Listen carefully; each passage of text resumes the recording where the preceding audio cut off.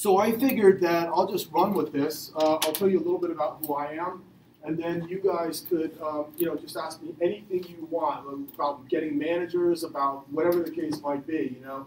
What's going on with the state of the recording industry? Anything about marketing. Does that sound good? So, how many people are in love with music in here? All right. Well, I think that's usually why most of us get started in this business.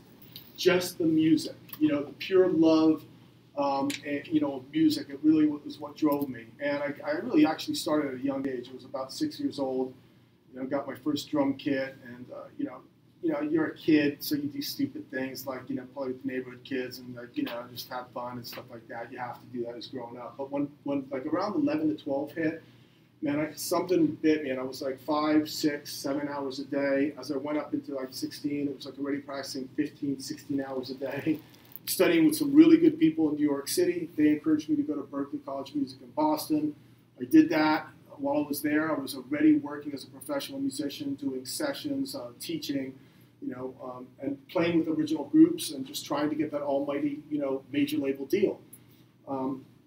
After graduating, moved to New York City and got the major label deal. We had a big deal, $500,000 deal with Atlantic Records, and we had the biggest management. It was rock stuff, so it was Metallica's managers working with us, big songwriters working with us, big producers that work with Guns N' Roses working with us, and all of these things, man. I mean, like literally, all of these names were so big. You had all the ducks in a row.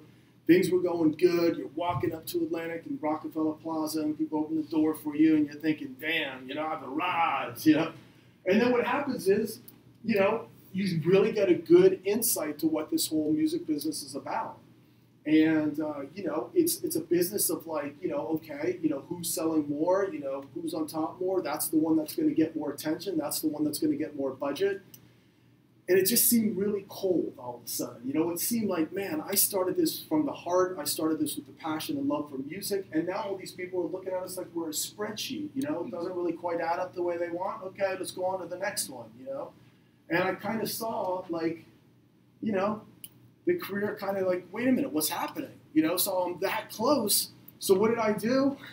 I went to Atlantic, asked them, I said, give me a bunch of posters. I went around to all the stores. I was up there in the stores stapling. My plumber butt showing them up there stapling and stuff. People are like, isn't that you? And I'm like, yeah, that's me, But I wanted it to happen, so I was calling radio stations, trying to get the actual record company galvanized into doing something for us. And this is an important lesson because a lot of people think that once you're signed and you have all these big people in your camp, that that your back is covered and you can just go to being an artist and creating. You constantly have to be your own entrepreneur, even when you are working with big people on big labels. So, any case, it didn't really kind of go the way we wanted to. I was ready to give up. My father was like, "Man, come on, learn learn the lesson here." So I kind of became more entrepreneurial, and I started doing the whole DIY, do-it-yourself thing, even before it was popular to say DIY, And it was like licensing my own records in Japan and Germany, finding people to do what's called P&D, pressing and distribution deals. I'm sure Justin will talk about that. And then setting up distribution deals in the U.S., touring, coming up with all kinds of cool merch to try to make money, to kind of bring in money. And it was cool. We were in control. We knew where all the paychecks were going. It was a great feeling. But it's a lot of work. I'm not going to say it's not. So when I finally got an opportunity to work with a group that was already selling 5 million records, it was like a big rock group, I kind of jumped on the opportunity. I became a member of the group, traveled around, those big shiny tour buses, and traveled around the country and played, at some points for like in big amphitheaters, like Shoreline Amphitheater that holds like 24,000 people.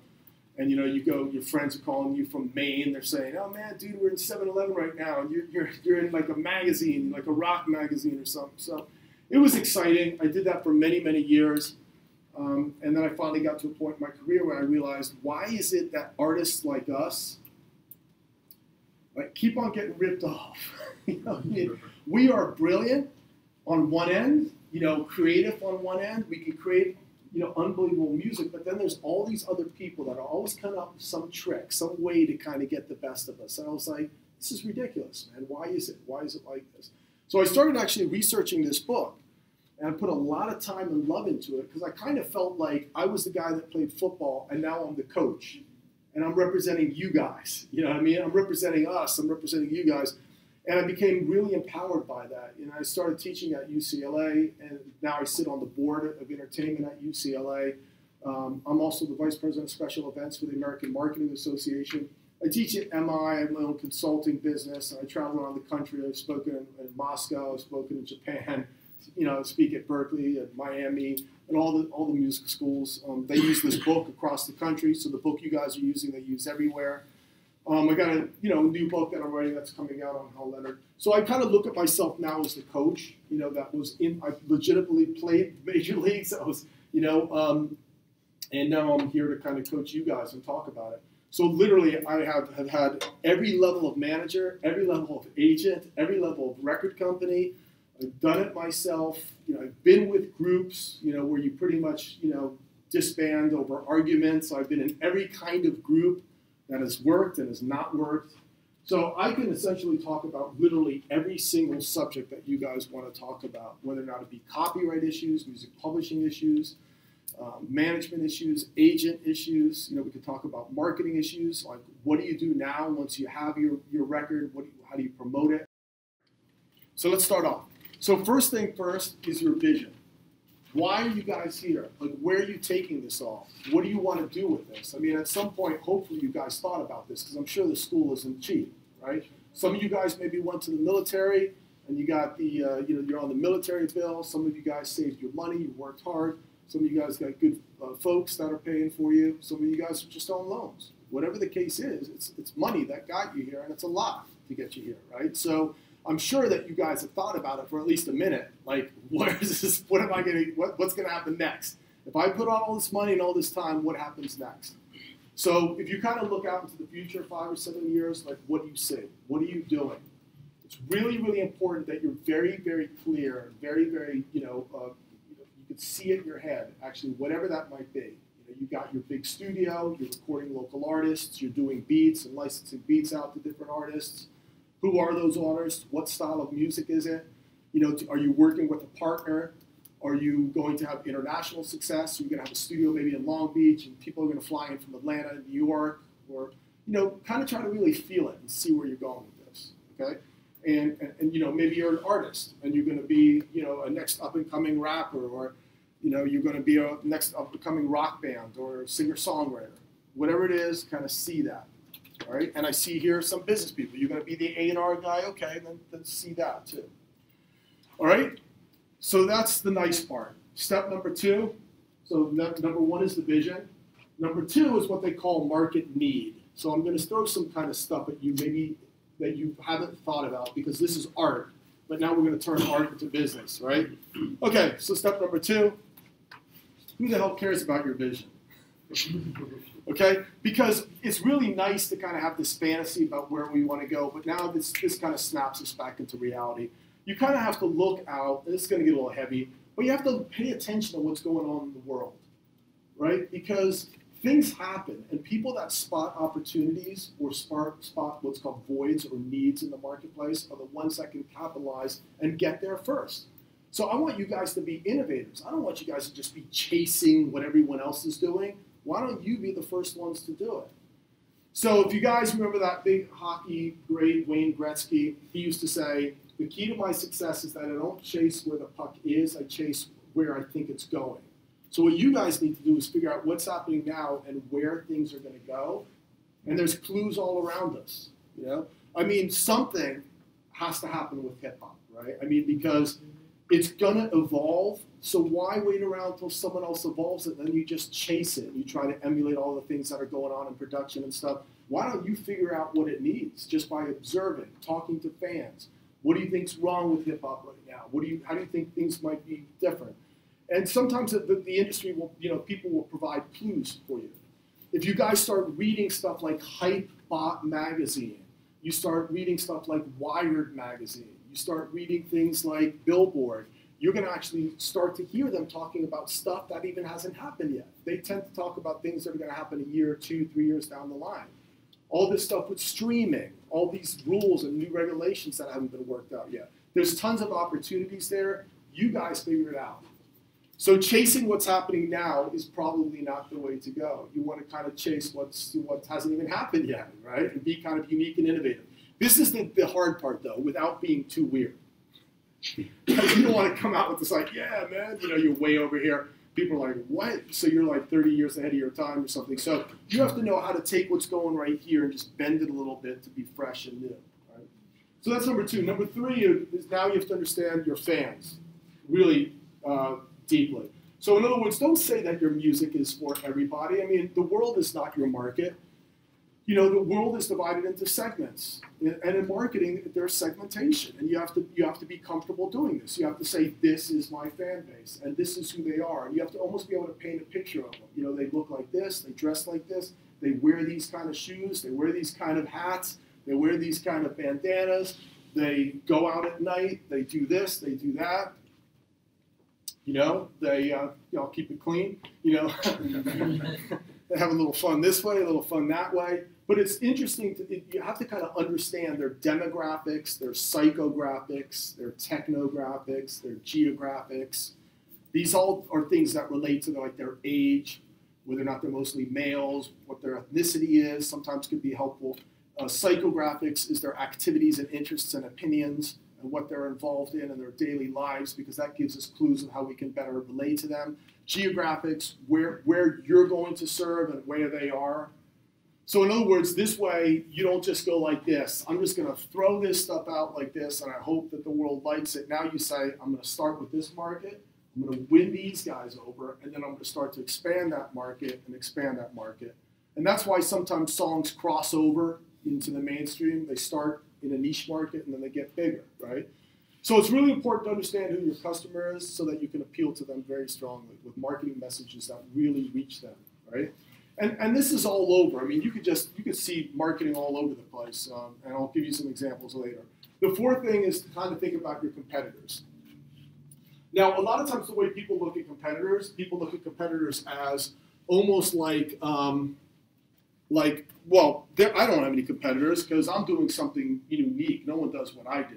And that's great if that's actually true. But, look at a competitor as anyone that could take attention away from you. So anyone that could draw a little attention away from you is a potential competitor. So look around in Hollywood, look around anywhere else, and see if there's somebody already happening in LA that's getting radio play, that's up and coming, that's actually in the magazines, that you can you hear people talking about, and go see them and see what they're doing right and learn everything from them and try to take a little bit about what they're doing right, but mostly pay attention to what they're not doing. And pay attention to whether or not what they're not doing could be whether or not that could be actually what's called a competitive advantage. So in other words, you stress what other people are not doing. Just make sure that that's something that's relevant to your fans, though. You don't want to just do anything just it's for the sake of being different, right? It's got to be relevant to your fans. So you guys can not only look at some of the local artists, but you can also look at the major artists too, because essentially you guys are going to be competitors with people. They're on iTunes, so are you. So essentially they're competitors. So you can look at the bigger artists like, Jay-Z, Drake, etc. See what they're doing right. Okay, the next thing we need to talk about now is test the stuff.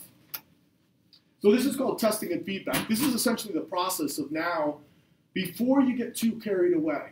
What artists tend to do is we actually tend to hold on to what we do, and we don't want to share it with other people.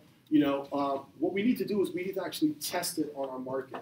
So what you need to do is you need to make a demo, obviously, and you need to play it maybe for a group of people like this. We say, okay, on a scale from 1 to 5, how would you rate this music? Do you feel it's fresh and innovative? Would you buy it? And then do that with maybe 3 or 4 groups and see kind of what kind of feedback you're getting anonymously. But make sure it's from your target audience. It's not your mom and your girlfriend and your grandma that are going to say, son, we love you, that kind of thing. You want to get real advice from real fans of your music. And people you don't know. It could be people on this campus. You can actually go over to MI. If you ever want to be my guest and come over there and do like a survey with those kids over there, see what they're listening to, go over to UCLA, go to USC. Really get a good sense for whether or not what people are saying about you. And you're going to keep on hearing the same words over again. And you're going to say, damn, I never thought of myself that way. And now you're going to get new clues about who you are and how people are perceiving you. So that's very important, right? All right, so now that you've got that going for you, now you want to set your goals. So if you're here, this is where you are now. This is your vision, right? So what are goals? Goals are staircases on the way to your vision. So if you're a doctor and you're here and you want to get to here, obviously, you don't go from zero to being a doctor. You've got to go, maybe the first you got to go through, obviously get into good college, and you have to get good SAT scores so that you can go to med school, so that you can then, intern as a doctor, and then eventually become a doctor, right? Same thing if you want to be a Dr. Dre, right? You don't go from zero to Dr. Dre. There's a logical series of steps. Maybe the first year you're going to produce 2 local artists, maybe license 3 or 4 beats. Second year, you're going to produce maybe 5 artists. You're going to hire a couple more people to work under you. Third year, and so on and so forth. So that's kind of how you have to think about things. So those are goals. Number are we? Six. It's 6, right? Okay. So 7 now is strategies. So strategies are the things that you do to achieve your goals. And that comes into things like what's called branding. Maybe you've heard that word. Branding is kind of like giving an identity to the public. So that they can process you in their minds. They can, are you going to be, how are you going to dress? What's your logo going to be like? What's your nickname going to be? All of these things are really, really important because it sends a message in the minds of the fans. And the clearer that message is, the more they get you. And so when you really have like a really tight image and it's not like all kinds of things and it's all over the place, people tend to kind of really gravitate to that because it can really kind of get who you are and where you're coming from. Same thing goes with the products that you put out there. Every record you put out there has to be branded consistently with who you are, with the colors, with the logos, the whole thing. You can start making merch, cool hats, cool lanyards, cool shirts, cool jewelry. You can start like really kind of really sending a message in the minds of the fans, right? Also, you have to decide these days, our product, are we going to make CDs? Do CDs matter anymore? We're just going to stream? We're going to do digital downloads? All of this stuff is stuff we have to figure out. We're going to do vinyl. A lot of DJs are doing vinyl, so a lot of these things we have to kind of think about. Moving on, you have to think about pricing. And this is all under strategy, okay? You have to think about pricing. You know what? If you guys want, I'll email you this outline if you also want to.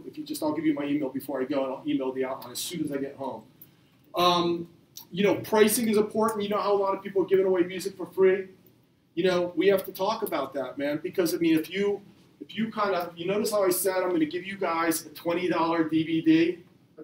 I didn't just go, yo, man, check my shit out, man, Because now you're just like, oh, man, he's got a box of them. Screw it. You throw it in the backseat of your car, like 6 months later, you're like, oh, yeah, I remember this thing.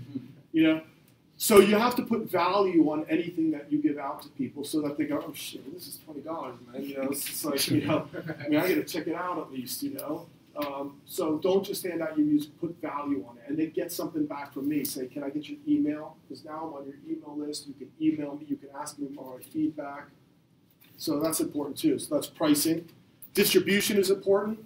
These days, obviously, there's tons of websites where you can distribute your music. Are you guys going to play live? You're going to hit the road? You're going to do some touring? You're going to play clubs? You're going to spin records? All of these things are important. Where are you going to put yourself to sell yourself? Some people will play garages. Some people will play lofts. Some people will create their own festivals. There's a lot of entrepreneurs out there that do some cool stuff. All right, now guess where we finally are after how many steps? We're finally at promotion, which is what a lot of people think marketing is. But now this is where you have to build your websites. You have to do social networking. You guys do social networking? No. Yeah? So social networking is a lot like going to a party. Again, how would you go to a party? Would you just walk up to a group of people and they go, yo, man, my record's dropping, and you walk away? But how many times when I go home, I'm going to get a link that says, yo, man, my record's dropping, click here. I'm like, who the hell are you? You know what I mean? So you have to kind of treat it like if you were in a club. What would you say to people? Hey, man, what's going on? My name's so-and-so, that kind of thing. It's the same thing, essentially. So on and on and on in terms of promotion. And then, of course, a very, very important thing in marketing is that you have to check to make sure which stuff is working and which stuff is not working. Stop doing what's not working and start doing more of what is working. That's called measuring your marketing. And these days with websites, we have more analytics to kind of check what's working and what's not working. You put your plan together. And the good news is now that you have all of this in writing, you can use it as a tool to get investors. And investors might be interested in hearing what you've got to pitch. If it's laid out really nice and clean, and they think you got something going on, and they think you're, you got a nice recording studio that you're planning, they just might throw down some funding for this. That's the whole reason why you also want to put down a nice marketing plan. And talk like a businessman, because businessmen talk business, right? So the more and more you can kind of show that you can talk their language, the more confident they're going to be about giving you a check, right? And then finally, there's executing this thing, because there's a lot of talkers. Anyone know any talkers in LA? They talk about a big game, about everything they're going to do, and yet they never seem to be doing anything. So, forget about the talk. There's a lot of talk in this town, man. Look at who's doing stuff. And by the way, on that note, look who's doing stuff right now in this school. Because all of us are focused on how we can hand our CDs to this guy. Well, how about the person right here in this room? Because right in this room, 2 years from now, 3 years from now, 4 years from now, 5 years, maybe even 7, is going to be the next big star, or maybe the next big studio owner. So you guys need to be hitting up each other and making friends and seeing who's got the fire in the eye and stuff, and who's walking down the hall like they know what they're doing. Because I can tell you, when I went to Berkeley, I can count off a list of people that are now, even the cat that, Friends, remember Friends? Yeah. That guy, he was a poor actor, it was just, man, and then he got the gig with Friends. Now he was making $1 million or so an episode. He was just a regular guy, we just, growing up just like all of us, trying to do this. So right in this room, right in this school. So that's who you need to network with. All right, so any questions you guys have for me? I kind of fired that off rather fast. Yeah. What do you think is the best way to promote your music? Because like you said, people send links around all the time, but people send links to me too, and sometimes I don't even click on them because so many people send me links. Right, exactly, because there's too much clutter out there, right? And there's too many people dropping records. Like anyone could do that. Yeah, exactly. What I mean? So that's why I was wondering what would be like a better way to get your music heard. Right. Well, I think that's a great question. And first, a couple of things I want you guys to think about. First of all, I want you to think about, making sauce, or like your grandma making sauce maybe, or someone that, cooks that do they just use salt? In other words, or they just use one spice? No, they use a whole spice cabinet, right? They use a little oregano, a little spice, a little this. So right now, everyone thinks that it's all just internet. All you have to do is have a website, social network, and you're done, So they only use one spice in the cabinet. There's all kinds of other ways to reach your fans, a variety of different ways. I mean, still, with getting magazines to write articles about you, with even sending postcards in the mail to your fan base, sometimes even to calling them up. A lot of times when I have club promoters call me, and they're like, hey, Bobby, we're doing this night, Saturday night, come on out. And then I get a postcard in the mail, then I get an email about it. They're hitting me from all these different angles, So think of it that way. Find like a big mix of different strategies to hit people with. Don't just do exclusively internet. That's number one. The other thing is that you want to build relationships with people first and foremost. Just like getting on my Facebook and saying, click on my link. I'm just going to be like, yeah, you and everybody else. Why should I? So always sell the benefits. So there's what's called features and benefits in marketing, right? This is marketing 101. A lot of people focus on me, what's in it for me, I got my record dropping. Tell me why I should click on it. Now, this is as easy as it sounds, right? You've got to figure out what benefits me for clicking on your link, and what way can I benefit. So, maybe you'll start out the relationship getting to know me a little bit, just, compliment me. I mean, everyone likes to be complimented, right? You throw me a couple of emails, hey Bobby, man, just wanted to say, man, that little presentation you did, man, that's spot on, man. That changed my life. I'm like, yeah, shit. Then the next time you email me again, hey man, I'm dude from the Arts Center, man, just want to say hi, hope all is well. I'm like, that's cool. You guys not asking for anything? Then the next time you write, you say, hey man, hey, just want to let you know, I'm just happen to be working late at night. I saw that you're still up. And hey, I'd really love to share this with you. If you I think that it's kind of some nice smooth music to keep you going. You're working late at night. I don't know. Just you have to word things appropriately, I click on it because you're a nice guy, and I'm like, damn, this is pretty good, right? Then all of a sudden I'm talking to one of my film and TV friends that happen to say, yeah, I'm looking for like, you know, well, and it just happens to be your thing. You're on top of my mind. Bam, you know, I refer them to you, and then you get, you know, you got a placement. You know, so the hard part is like knowing who to do that with and spending your time with, and kind of being able to see things, like I call it connecting the dots. Like if you see me and then you do a little research and figure out, well, wow, you might be able to help me out here, you know, and you're a genuine guy, right? And, you know, then you see that maybe I can help you go over here, and then this guy can help you go over here. You got to see things in steps like that and not be afraid to take those steps. And then once you are up here and you are the big star, then you better invite me to your parties, because I'm going to come after you. And I'm going to go, oh, I see. So just help you on the way up, right? So you always have to then contact people and say, thank you very much for, you know, like, you know, that stuff is so valuable, you guys. Writing back and never forgetting the people that help you, because they'll always help you if you do that kind of stuff, you know. And the people up here, they're just going to tell you, oh, man, I always knew you were going to do it, right? They're just bullshitting you. And then as soon as something doesn't happen, your record's not happening, they drop you. Bam. And then you're going to come back to these guys, and you're going to say, you know. So you be careful of that. That's a real important thing. Everyone in LA is trying to scratch their way to the top. And everyone is forgetting about relationships. Not a good thing.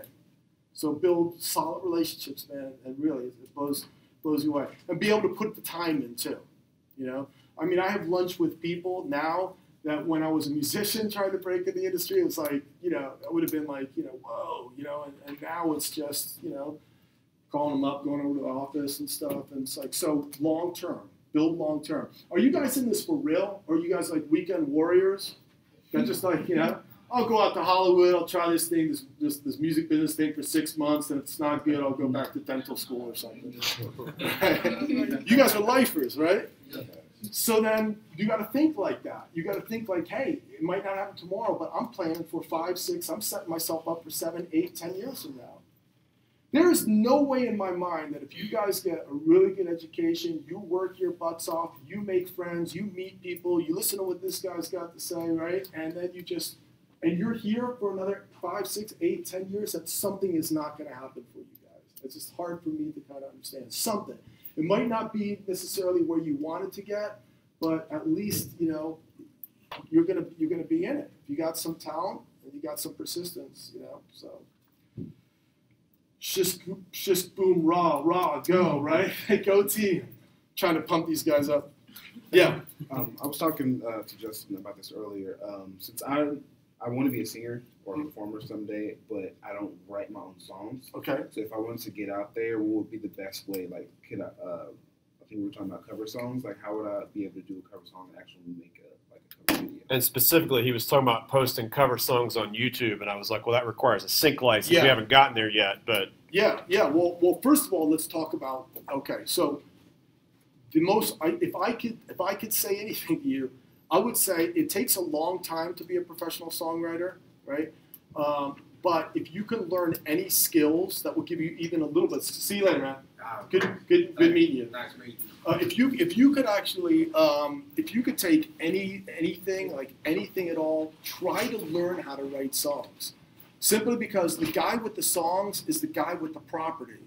And, you know, you might have a career that lasts 5, 10 years, and that song is a piece of property that's going to live for a long, long time. So 20 years from now, someone decides to cover your song, bam, all of a sudden you have this stockpile of money coming in, you know. So if you could, try to, because the guy that writes the song is the king of the hill, you know. So, I mean, try to actually, you know, write some songs. Now, there's ways that you can partner with producers and things like that, maybe. So you can you'll write the lyrics, and maybe they write the music. So that way you get a piece of like the, you know, the pie, so to speak. So that's one thing. Okay, now as far as getting your songs covered, this has been a big issue. Justin is correct. When you actually cover a song and then you put a visual component to the song, which is, you know, the video aspect of it, there's a license that was required. It's called the synchronization license, and it's completely negotiable. In other words, they could say, no, I don't want you to do it. Right? Now, how many videos are there on MTV, on YouTube that basically has people playing covers? There's tons of them, right? Now, some of them get only 100 hits, some of them get 2,000 hits. It's technically illegal, but it's how are they going to stop it, right? Because before they were taking them down. You'd see, like, if you ever gone to a site that says takedown notice, okay. So some people's sites were getting taken down, especially when they started to get on the radar and they were getting hundreds of thousands of hits, right? They just took them down. They said, you don't have a license, take it down, right, for copyright infringement. But now there is what's called these multi-channel networks. In other words, underneath YouTube, there's these channels with people that have a lot of money, right, that are saying, hey, why don't all you guys come under my channel? I'm going to get you more views. I'm going to take care of all the legal bullshit, that's required. Bless you. And as a result, I'm going to throw advertisements on your videos, so you're going to start earning some money now. Okay? And one of the other things that a company called Fullscreen did is they went and got a license from Universal that said, Universal was like, here is a catalog of songs. Tell your people that all they have to do is come look at the song. You want to cover a Bruno Mars song? Oh, there it is. Cool. All right, so I'm cleared. Good. Make the video. You put it on. You're good to go. What was that one? Fullscreen? Well, Fullscreen is a multi-channel network, and they take a lot of artists and they pull them underneath their umbrella, and they try to take care of some of these legalities. So Universal struck a deal with them and said that, yeah, we'll give you the rights to do it. I think it's called, under Fullscreen, it's called like the FAM. I don't know exactly what that stands for, but like something like FAM, it's something like artists, whatever, I don't know. But in any case, look that up, because that's one of the ways that you can actually cover people's songs legally on YouTube. So this is all new stuff, man. This is all stuff, like, it's still the Wild West. It's still trying to be figured out. Yeah. I had a question on the publishing, like, for, like, here's the song, and then if it's already recorded, like, how to get it, like, get copyright or... Okay. So in other words, like, if there's a song that's already recorded? Like, I just finished an album. And oh, yours? It, yeah. Okay. So first of all, let's talk about this real quick. First of all, what is a copyright? The copyright is basically the legal rights that constitute protection of your song, okay? But not only the legal rights that constitute protection of your song, but the legal rights that constitute protection of the master of the song. So in other words, when you're talking about a recorded song, you're talking about two different rights. You're talking about the rights in the song and the rights in the master. So literally, I could own the master, you could own the song, right? So you know that. Okay, good. So essentially, a lot of people think that you have to fill out a form and you have to send it to Washington, D.C. to get a copyright. That's not true. A copyright exists on creation. The problem is the rights that you get sometimes are difficult to enforce unless you make a public notice of this with Washington that says, hey, I just want to make a public notice that I really own the song.